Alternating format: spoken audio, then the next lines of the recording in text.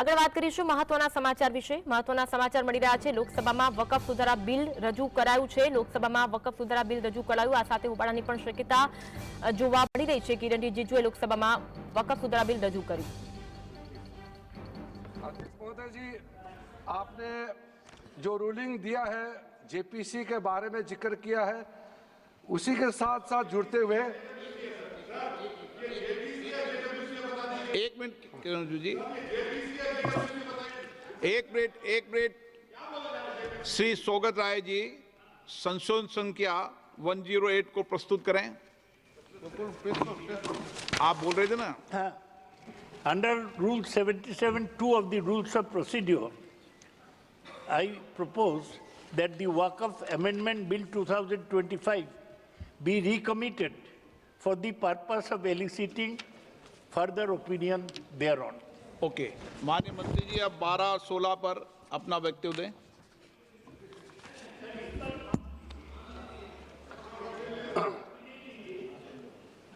आपका जो जब मैं ओपनिंग करूंगा उसका भी जवाब आएगा और बाकी अमेंडमेंट तो आखिर में आता ही है।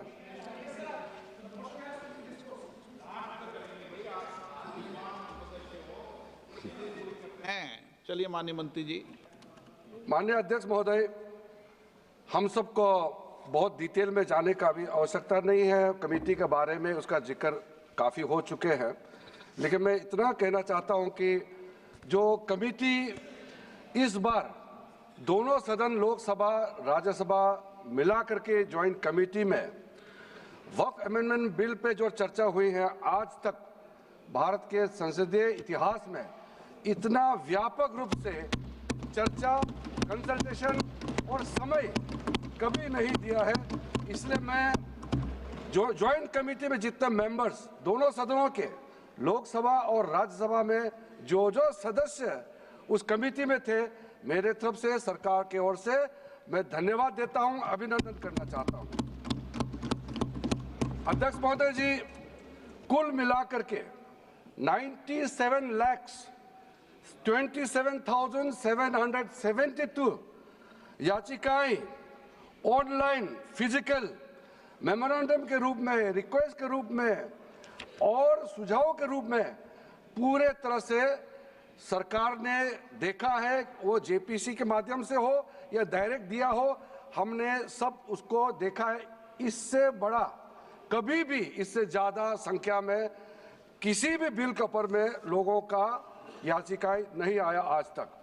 कुल मिलाकर के 284 डेलीगेशन ने अलग अलग समुदाय के जो स्टेक होल्डर्स हैं, उन्होंने कमेटी के सामने में अपने बात को रखा है, सुझाव भी दिया है। 25 स्टेट गवर्नमेंट और यूनियन टेरिटरीज का वक्फ बोर्ड्स ने अपना सबमिशन भी पेश किया गया है।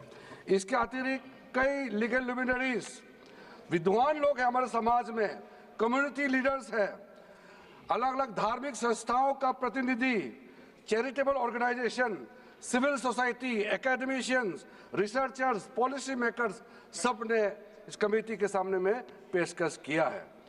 उसके साथ साथ मैं कहना चाहता हूं सर, आज जब मैं जो बात रखूंगा आपके सामने में, पिछली बार जब हमने ये प्रस्तुत किए थे बिल को इस सदन में, तब भी मैंने कई बातें बताई थी। आज मैं उसको नहीं दोहराते हुए कुछ बातें मैं जोड़ूंगा और मुझे अपना बात रखने के बाद सिर्फ उम्मीद ही नहीं, पूरा यकीन है कि जो लोग इस बिल को विरोध कर रहे थे, वो हृदय में भी बदलाव होगा। पॉजिटिव सोच के साथ इस बिल में सब समर्थन करेंगे, ये मैं विश्वास के साथ आगे अपना बात रखना चाहता हूं। क्योंकि मैं पॉजिटिव नोट से बात रखना चाहता हूं, तो इसलिए एक मेरे जो मन की बात है मैं कहना चाहता हूं, तो इससे अच्छा संदेश जाए। किसी की बात कोई, अध्यक्ष महोदय, किसी की बात कोई बदगुमान ना समझे, इस जमीन का दर्द कभी आसमान ना समझेगा। ये मैं दिल से कह रहा हूं, क्योंकि अच्छा सोच के साथ, बड़ा दिल के साथ, खुले मन से मैं ये प्रस्ताव आपके सामने में पेश कर रहा हूं। सर, कई लोगों ने अपने अपने तरीके से बातें रखी हैं। किसी ने कहा ये प्रावधान अनकॉन्स्टिट्यूशनल है, गैर संवैधानिक है। किसी ने कहा ये इलीगल है, अनलॉफुल है। सर, ये बिल जो हम लोग जिक्र कर रहे हैं कोई नया विषय नहीं है। आजादी से पहले ये बिल जब पहली बार मुसलमान वक्फ वैलिडेटिंग एक्ट पास किया गया था 1913 में, तब से इसका इतिहास शुरू होता है। उससे पहले प्रिवी काउंसिल ने 1894 में इनवैलिडेट किया था वक्फ अल औलाद को। बाद में उसका प्रॉपर लीगल फॉर्म में 1913 के बाद फिर 1923 में द मुसलमान वक्फ एक्ट लाया गया था, जिसमें अकाउंटिंग और ट्रांसपेरेंसी के बारे में ये जोर उसको देते हुए ये एक्ट पास किया गया था। उसके बाद 1930 में द मुसलमान वक्फ देते हुए ये एक्ट पास किया गया था। उसके बाद 1930 में द मुसलमान वक्फ वैलिडेटिंग एक्ट लाया गया है, जो रीइंफोर्स करता है legal validity of the family waqf. परिवार में जो वक्फ होता है उसको जोड़ देते हुए ये बिल लाया गया है। उसके बाद आजादी के बाद 1954 में 1954 में वक्फ एक्ट पहली बार आजाद भारत का एक्ट बनी और उस समय स्टेट वक्फ बोर्ड का भी प्रावधान उसी 1954 एक्ट में प्रावधान किया गया था। उस समय से लेकर के कई संशोधन के साथ में 1995 में व्यापक रूप से ये वक्फ एक्ट बनी है। तो उस समय किसी ने नहीं कहा कि ये एक्ट अनकॉन्स्टिट्यूशनल है, किसी ने नहीं कहा उस समय ये अनलॉफुल है। आज जब हम उसी बिल को सुधार के ला रहे हैं, तब आपको ये अनकॉन्स्टिट्यूशनल अनलॉफुल का ये शब्द इस्तेमाल करने का आपको ये नौबत कैसे आया, ये सोच क्यों आया?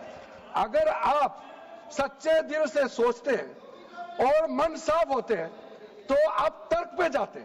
इस संशोधन बिल में जो जो तर्क है आप उसमें बात कीजिए। आप उसको छोड़ के जो कोई लेना देना नहीं है बिल में, उसका बात आप लेकर के लोगों को गुमराह करने का, बरगलाने का काम जो किया है, उसको मैं शुरू में साफ करना चाहता हूं। अध्यक्ष महोदय जी, 1995 में ट्राइब्यूनल का पहला व्यवस्था किया गया है ताकि वक्फ बोर्ड का कोई भी निर्णय किसी को अगर पसंद नहीं है या उसको चैलेंज करना चाहता है तो वक्फ ट्राइब्यूनल वहां आप जा सकते हैं। उसका प्रावधान पहली बार हुए हैं और उस समय यह भी फैसला हुआ कि 5 लाख से ज्यादा आमदनी किसी वक्फ प्रॉपर्टी में है, उसके लिए सरकार एग्जीक्यूटिव ऑफिसर्स अपॉइंट किया जाएगा। ये भी 1995 में शुरुआत की है। अध्यक्ष महोदय जी, ये आज एक ट्रिगर पॉइंट क्यों हुआ है? ये अमेंडमेंट बिल लाने का आवश्यकता सबसे ज्यादा शुरुआत कहां से हुई?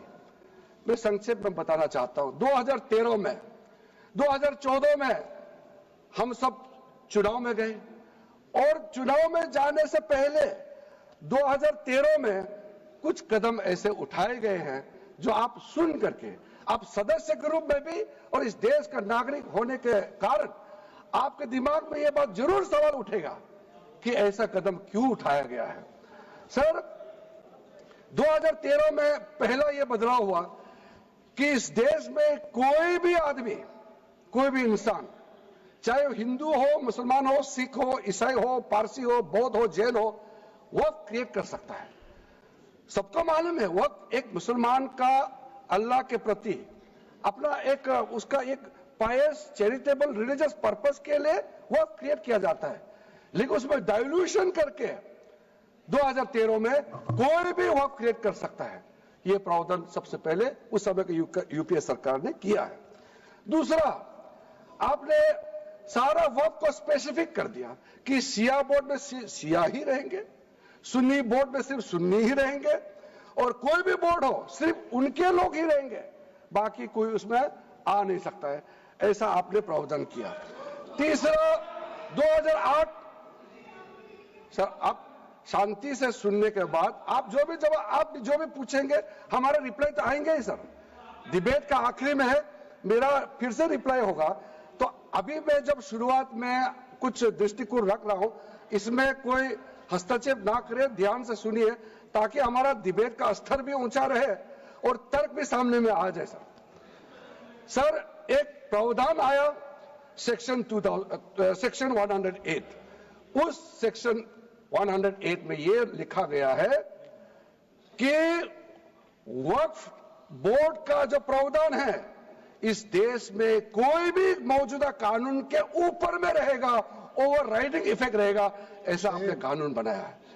इस देश में ऐसा कानून कैसे मंजूर कर सकते हैं अध्यक्ष महोदय जी?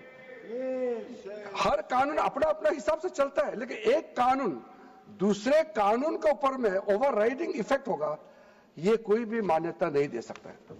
उसके बाद सर मैं कुछ प्रोपोगेंडा साथ में जुड़े हुए हैं, उससे पहले जो 2013 में मुझे भी बहुत ताज्जुब हुआ कि ये पास कैसे जबरदस्ती करवाया है।